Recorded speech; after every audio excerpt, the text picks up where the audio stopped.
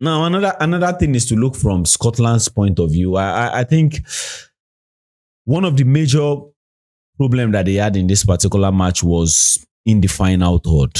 Yeah, it was in the final third. In the first half, they were compact. They held their shape very well. There was nothing like actually happening. Brazil was still trying to like manufacture some things out of that ball. You can see like they were disciplined enough to like hold that shape when they didn't have the ball. But the point is now when they got the ball, it was not a problem for them to like build up from the goalkeeper, finding a way to spread the passes across. But when they got into the final third, it was just a question of what exactly are you going to do with the ball? And I feel really sad for them because when you get into a situation like that, you might get frustrated. And even in the first half, it was just nothing and nothing. There was no shot, like there was limited shots, there was less crosses, there was no focal points. Like when they shifted the ball up front, who was the guy that they were looking at? Like, let's get the ball to this guy and let him do something. I think they lacked that. But coming into the second half,